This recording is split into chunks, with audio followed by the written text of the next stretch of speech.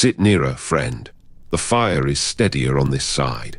There, that is better. I have a story for you tonight that I have not often told. I will tell it now because the road we are sitting beside has the same shape, in places, as the road I am going to tell you about, and I do not want you walking it tomorrow without having heard what I have to say. You will walk it anyway, I expect. Young men mostly do. But you will walk it having been told, which is more than I had when I walked the road I am going to tell you about. And the telling, traveler, is sometimes the difference between a man who comes through and a man who does not. I was 24. I had been walking the southern dales for the spring and the summer of that year, and I was making my way west toward the coast, where I had heard there was work to be had for a man with a fiddle in the fishing towns. I had come down out of the high country on a bright morning in September, and I had come into a village called Branneth, which sat in a long valley between two ridges, and I had played there one night at the inn and earned my supper and my bed and my breakfast. And at breakfast I had asked the innkeeper the road to the next village, which was called Cole. He had looked at me a moment. He was an old man, perhaps 70, thin and dry, with the kind of face that had been telling people things they did not want to hear for 50 years. 2 roads to Cole, he said. What are they? The long road goes south by the river and round the foot of the fell. It is a day and a half on foot. There is a shepherd's hut at the halfway you can sleep in. It is the road every traveler takes who comes to me asking. And the other is the high road. It goes straight over the ridge. It is 6 hours on foot in good weather. It saves you a day and a night. Why is it not the road every traveler takes? He looked at me. He set down the rag he had been wiping the bar with. Because there is a rule about it, he said. And the rule is that the high road is walked only before noon, not after. You set out from this door before sunrise, and you are over the ridge and down into the valley on the other side by the time the sun is high, or you do not set out at all. If you cannot do it before noon, you take the long road. Those are your 2 choices, and they are not in fact 2 choices, because if you cannot leave before sunrise, you have only the one. What is on the high road after noon? I have not been on the high road after noon. I do not know any living man who has. What is said to be on it? What is said is not what is known. I will tell you what is known. The high road has been on the maps of this country since before my grandfather's time. There have been, in the last 100 years that anyone has kept count of, perhaps 30 men who have walked it knowing the rule and have come down the other side after the rule's hour. Of those 30, perhaps 8 have come into Cole on the same day they set out. The rest have not. Some have come into Cole the next day or the day after, and have not been able to say what kept them. Some have not come into Cole at all, and have been found in time, on the ridge or near it, alive or otherwise. One man who came down, this was in my own father's time, sat in the inn at Cole for 2 years after, and ate his meals and drank his ale and answered when he was spoken to. But he had left a piece of himself on the ridge, and he never got it back. He died there in Cole. He never went home. You are warning me. I am telling you. There is a difference. You will do what you will do. I do not warn travelers anymore. I tell them what is known and I let them choose, because I have learned in 50 years that the warning makes the high road more interesting to a certain kind of young man, and that the telling, plainly, sometimes does not. I am telling you plainly, set out before sunrise or take the long road. Those are your choices. I asked him what time the sun rose at this season. He said about 6. I asked him what time it would be high. He said about 12. He said the ridge was 3 hours climb, and the descent the other side was 2.5 if a man was steady, and that a man who left at 6 and was steady would be over by 11:30 and down by 2, which was after noon by his reckoning, but not, perhaps, after the rule's noon, which he believed to be the high noon when the sun stood straight overhead, and which on the ridge was perhaps 1:15. He said a steady man leaving at 6 had 2 clear hours of grace. He said a man who left at 7, or who was not steady, did not. I thanked him. I paid for my breakfast. I went out into the yard and I looked at the ridge. It was a clean, clear morning. The ridge stood up to the north, brown and bare and not very high, perhaps the height of 3 of these hills you and I are sitting between, with the path going straight up the side of it in a long, pale line that I could trace with my eye from the bottom of the village all the way to the top. There was no haze. There was no cloud. It was the kind of morning, friend, that makes a man think a road is a road and a hill is a hill, and the talk of innkeepers is what they have to do to keep travelers spending another night at the inn. I will tell you what I did. I will not pretend it was clever. I will tell you what I did because the doing of it is the story. I went back into the inn. I told the innkeeper I would set out the next morning at 6 and take the high road. He nodded and did not say anything more about it. I went up to my room. I packed my pack. I lay down for an hour to rest my legs because I had walked far the day before. I did not mean to sleep. I slept. I woke at 9:30 in the morning of the day I had said I would leave. The sun was up and the inn was quiet, and there had been no one to wake me because the innkeeper, who was an old man who had told me what was known and let me choose, was not the kind of man who came up the stair to chide a guest who had decided to sleep through his own departure. The choice was mine. The choice had been made for me by my own legs.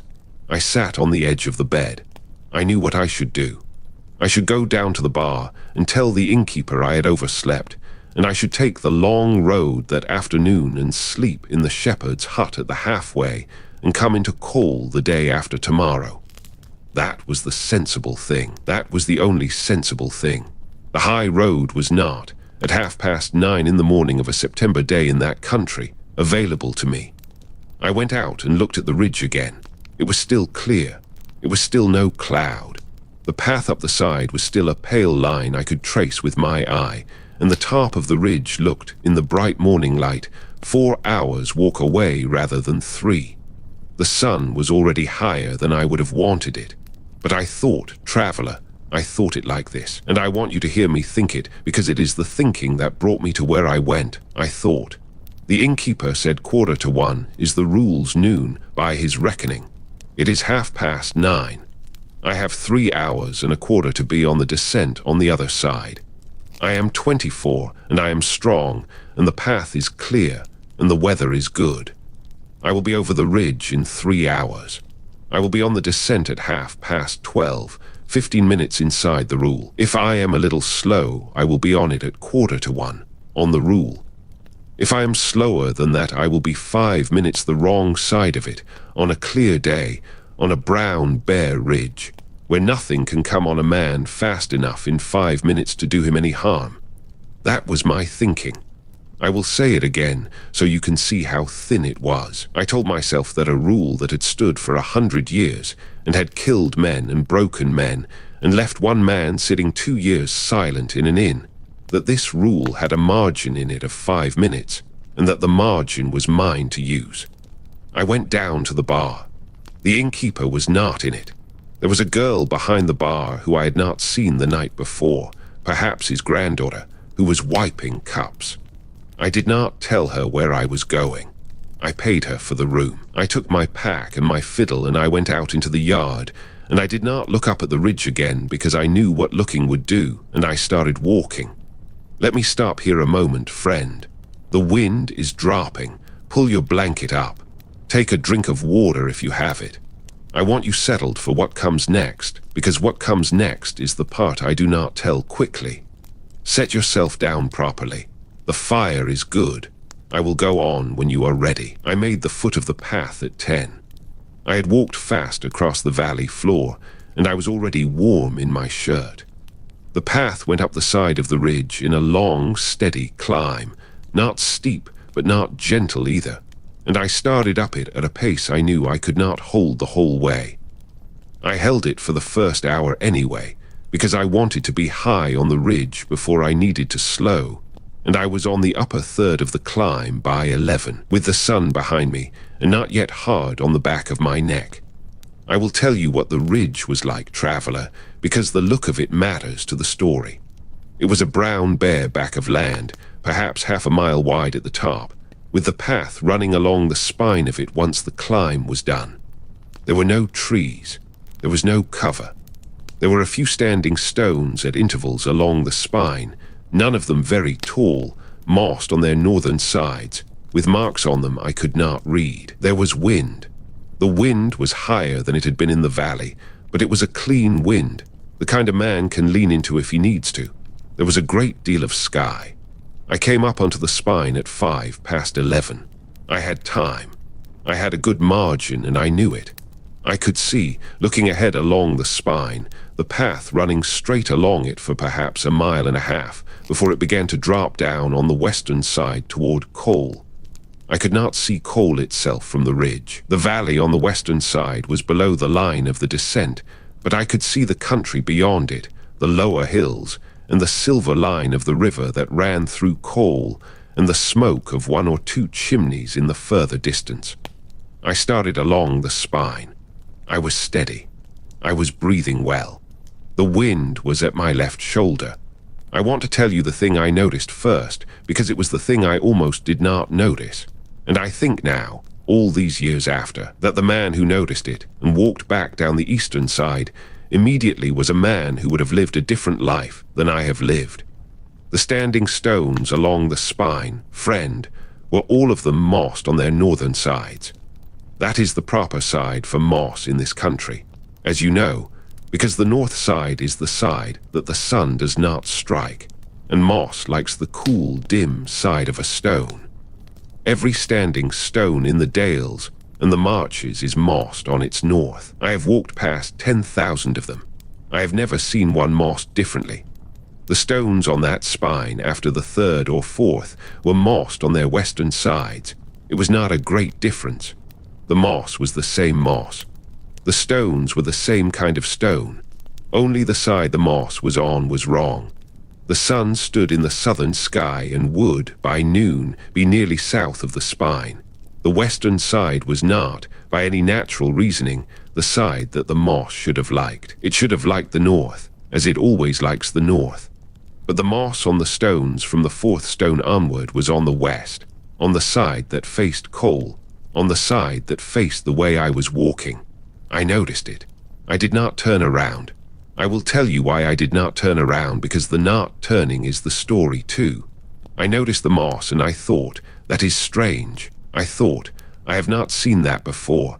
I thought, I am on a strange road and strange things will be on it, and noticing them is enough.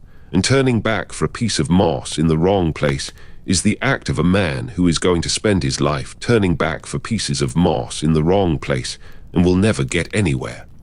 I was 24. I had a fiddle on my back and a road ahead of me and the sun at my left shoulder, and I walked on. The second thing I noticed was perhaps a quarter of an hour later. The wind dropped. It did not slacken. It did not weaken slowly the way a wind weakens when the weather changes. It stopped. One step I was walking with the wind at my left shoulder, and the next step there was no wind at all anywhere, and the air on the spine was as still as the air inside a closed room. I felt the change on my skin before I felt it in my hearing, because my left ear, which had been full of the small steady sound of the wind for an hour, went silent, and I could hear, for the first time since I had come up onto the spine, my own footfall on the path. I stopped. I listened. There was no sound. There was no wind. There were no birds. There was no insect noise in the heather at the side of the path. There was the small sound of my own breathing and the small sound of my own heart, and there was nothing else in the world, friend, anywhere on that ridge, that was making any sound at all. I looked at the sky. The sky was as it had been. The sun was up there. The clouds, there were 2 or 3 small ones over the western hills, were where they had been. They were not moving. I watched them. I watched them for what must have been a minute. They did not move. The clouds in a sky a man can see for 50 miles do not stand still. These were standing still. It was 11:30 by the position of the sun. I had, by my own reckoning, an hour and a quarter to noon. I want to tell you what I thought in that moment, because the thinking was the second thinking that I want you to see, traveler. The first thinking was the thinking in the inn yard at 9:30. The thinking that said the rule had a margin of 5 minutes. The second thinking was on the ridge at 11:30, with the wind gone and the clouds gone and the world gone silent, and the second thinking was this. The second thinking was, I am closer to Cole than I am to Branneth. The descent is shorter than the climb back. If I turn around now, I am 2 hours from a roof.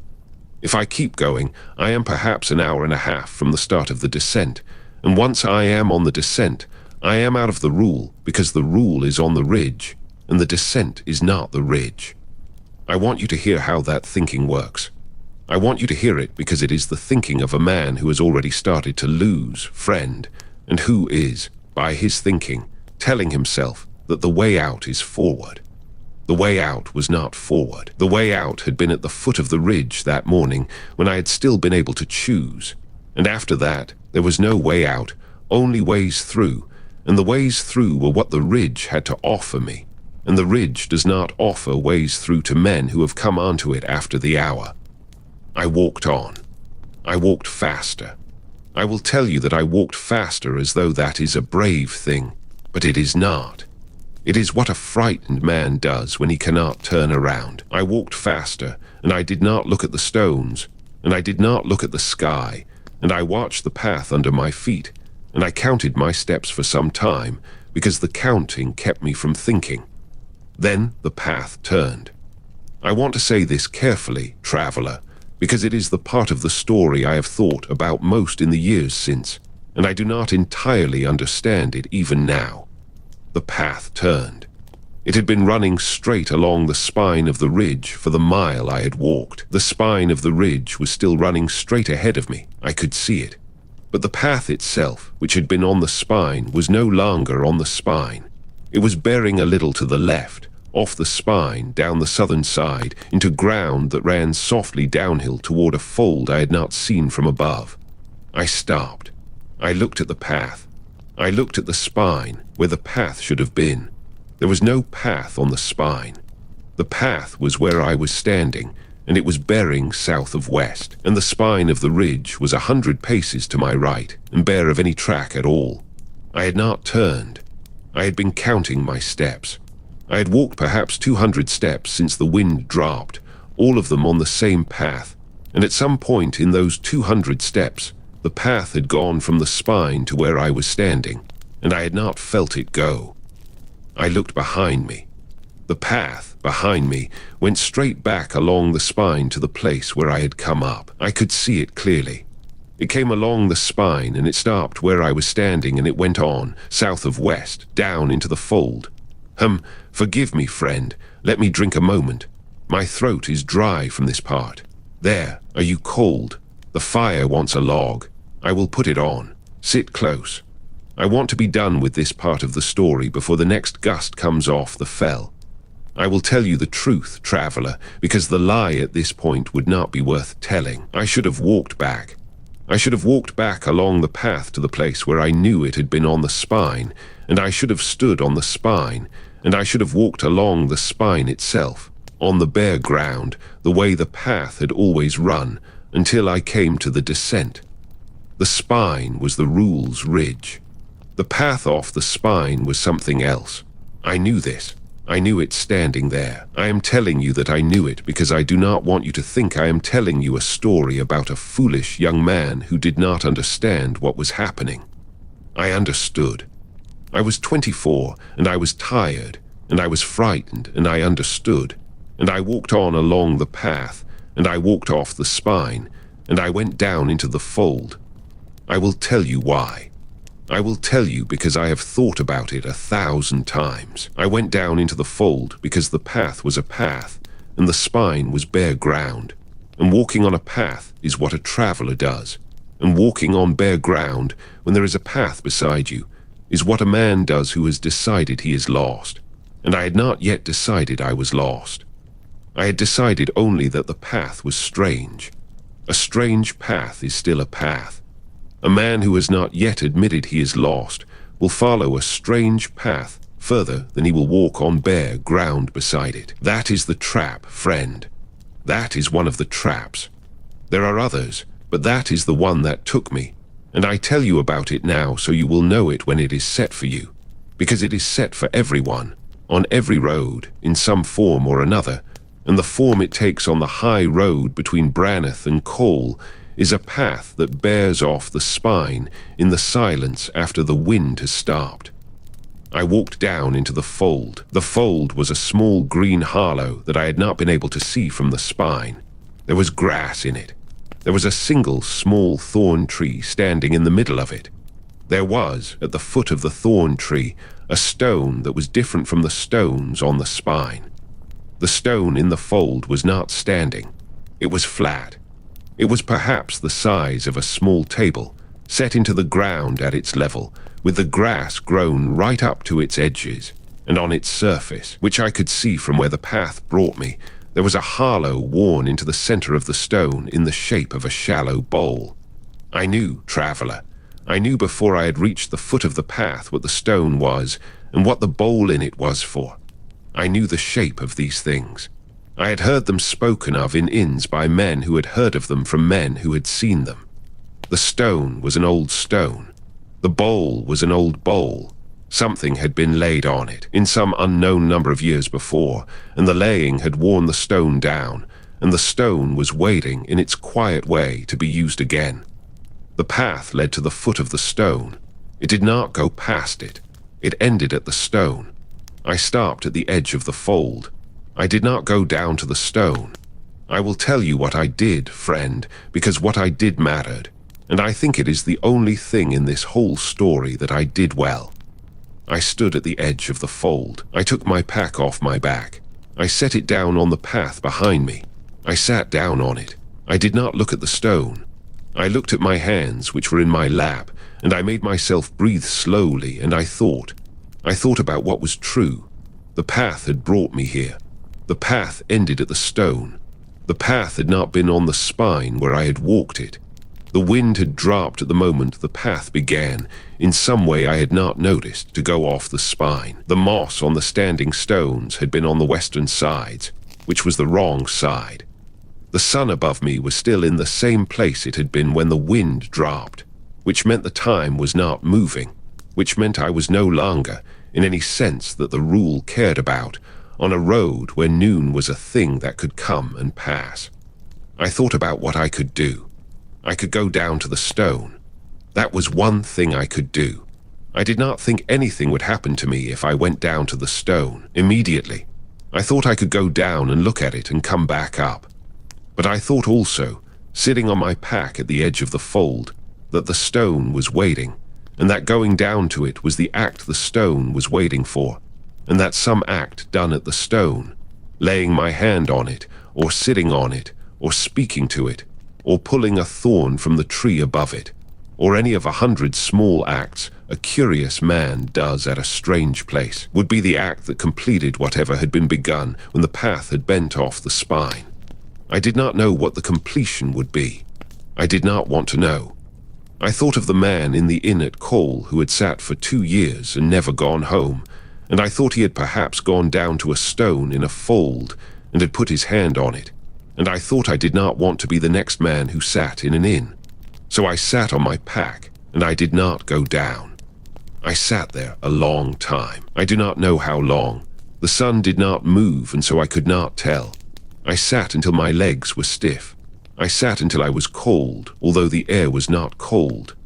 I sat until I had thought every thought I had to think about the stone and the path and the fold and what was waiting, and I had emptied myself of thinking, and I was only sitting. Then I got up. I picked up my pack. I put it on. I turned around. I walked back up the path the way I had come, very slowly, watching my feet, not looking back at the fold. The path, friend, did not bring me back to the spine.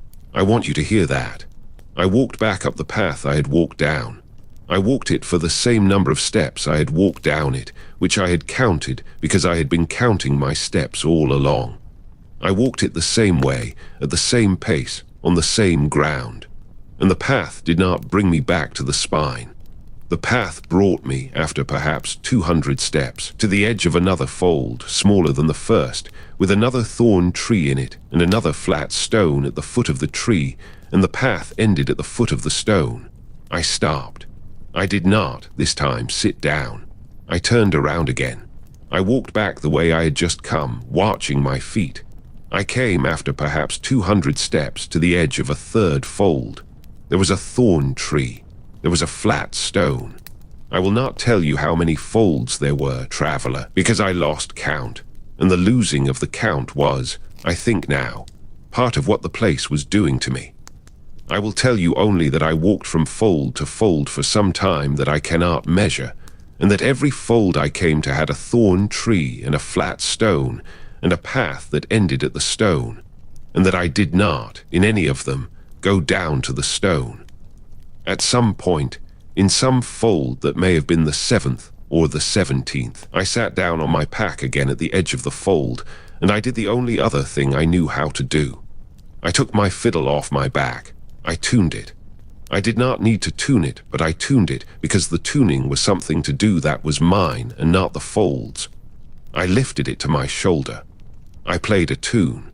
It was a tune my mother had sung to me when I was a child, in the country I had been born in, which was not this country, and not anywhere near this country, and the tune was a tune in my own language, and not in the language of the Dales. I do not know why I played that tune. I think now it was the only tune I had that did not belong to the country I was in, and I think that mattered, because I think the place I was in was a place that wanted travelers, and not anyone else, and a man playing a tune from his mother's country is not, in that moment, a traveler. He is a son. The place did not, perhaps, know what to do with a son. I played the tune through twice. I did not look up. I did not look at the stone. I played it the second time slower than the first, because I was tired, and because the second time I was not playing it to fill the silence. I was playing it because I had decided to play it through twice, and I was finishing what I had decided to do. When I finished, the wind came back. It came back the way it had gone, in one step. I was sitting on my pack with the fiddle in my lap, and there was no wind. And then there was wind at my right shoulder this time, coming from the east, the way it ought to have been coming all along. I looked up. The fold was gone. I was sitting on my pack at the edge of the spine of the ridge, on the bare ground beside the path, with the path running along the spine in front of me and behind me, and the standing stones at intervals, mossed on their northern sides. The sun was lower than it had been. It was, by the position of the sun, perhaps 4 o'clock in the afternoon, perhaps later. There was no fold. There was no thorn tree. There was no flat stone. There was only the spine and the path and the wind and a great deal of sky. I put the fiddle on my back. I picked up my pack. I started walking west along the spine. I came to the descent in perhaps half an hour. I went down it. I came into Cole at sunset. Let me stop here, traveler. The end of this is short, and I will give it to you in a moment. Are you warm enough? Pull the blanket up. Drink if you have water. I want you to hear the end clearly, because the end is the part I want you to take away with you. The innkeeper at Cole was a younger man than the innkeeper at Branneth. He looked at me when I came in. He did not say anything. He poured me a drink without asking. He set it in front of me on the bar. You came over the high road, he said. Yes, afternoon. I do not know what time I went over. He looked at me a moment. He nodded. I will give you a bed, he said. I will not charge you. You will eat at my table tonight, and you will leave in the morning. Do not stay in Cole, friend. I have had 3 men sit in my common room who came over the high road, and one of them was my own uncle, and I will not have a 4th. Sleep tonight and go in the morning. Go west. Do not look back at the ridge. Do not come this way again. I slept that night in his bed. I left in the morning. I did not look back at the ridge. I went west to the coast, and I worked the fishing towns until the spring, and I have not, in the years since, gone back into that country, and I will not. I will tell you now what was taken from me, traveler, and then I will be done. I do not, since that day, hear music the way I heard it before. I play it the same. I am, I think, a better fiddler now than I was at 24, because the years give a man's hands what they did not have when he was young. But when I play, I do not hear it the way I used to hear it. The notes are the same notes. The tunes are the same tunes. but there is no inside to them anymore. There is no place in me where the music goes. It comes out of the fiddle and it goes into the air, and the people who hear it tell me it is good, and I believe them, but I do not, myself, hear what is good about it. The hearing is gone. I left it on the ridge, in some fold by some stone, when I played my mother's tune to keep something from putting its hand on me, and the tune kept the hand off, but the hearing went with the tune, and I have not heard music as music since. I have been a fiddler 40 years with the hearing gone. That is what I lost. That is what the rule of the high road costs a man who breaks it and gets to the other side. The men who do not get to the other side lose other things. The man in my father's time who sat in the inn at call lost his speech, or most of it. The men who did not come down at all lost everything. I came down. I paid less than they paid. I paid enough. Now I will tell you the warnings, friend, and then we will sleep. If you ever come into a village in the Dales, and the innkeeper tells you that there are 2 roads to the next village, and one of them has a rule about an hour, believe him. Do not test the rule. Do not give yourself 5 minutes of margin. The rule does not have a margin. The hour is the hour. If you ever walk a ridge and the wind drops in a single step and the clouds do not move, turn around. Walk the way you came. Walk fast. Do not count your steps. Do not watch your feet. Watch the sky and turn around. If you ever come to a path that bears off a spine you have been walking, into ground that runs softly downhill toward a place you cannot see, do not take the path. Walk on the spine. Walk on bare ground beside it if you must. The path is not the way. The bare ground is the way. If you ever come to a fold with a thorn tree and a flat stone at the foot of the tree, do not go down to the stone. Do not put your hand on it. Do not sit on it.